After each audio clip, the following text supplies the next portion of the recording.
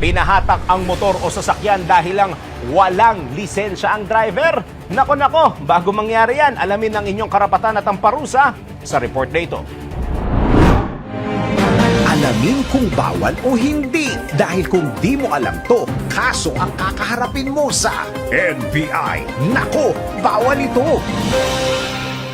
Ipinahatak ang motor o sasakyan dahil lang walang lisensya ang driver? Nako, bawal ito. Para sa kaligtasan ng mga motorista, maraming batas ang ipinapatupad sa kalsada. Pero paano kung binatak ang isang motor o sasakyan sa kadahilan ng ang driver walang lisensya? Nako, alam mo bang labag sa batas yarn? Alinsunod sa Memorandum Circular No. 89-105 ng Department of Transportation and Communications at Land Transportation Office, maaari lamang ipahatak ang sasakyan o motor kung hindi ito rehistrado, peke o may depekto ang rehistro nito o suspendido o binawi ang rehistro. Kung wala itong plaka, peke ang plaka o iniba ang plaka. Pangatlo, peke ang lisensya. Hindi wasto ang paggamit ng lisensya o paso ang lisensya. Pang-apat, sangkot ang sasakyan sa isang aksidente. Panglima, iligal na nakaparada ang sasakyan. At panghuli, kolorum ang operasyon nito. Bagamat may iba pang mga batayan, wala sa listahan ang hindi pagkakaroon ng lisensya. Ayon din sa batas, walang kapangyarihan ang anumang lokal na pamahalaan na ipag-utos ang pagpapahatak sa isang sasakyan dahil maaari lamang silang magpataw ng multa. Maaari lamang pagmultahin ang may-ari o driver ng sasakyan ng hanggang 3,000 piso alinsunod sa Joint Administrative Order No. 2014-01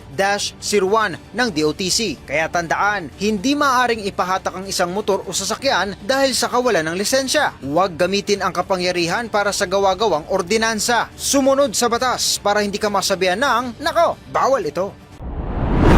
Thank you for watching. Tuloy lang ang panonood at pakikinig ng tamang balita sa DWIZ News, DWIZ News FM Regional, DWIZ News TV, Aliw Channel 23, nationwide. Mag-follow, like, subscribe at i-share ang aming mga social media accounts.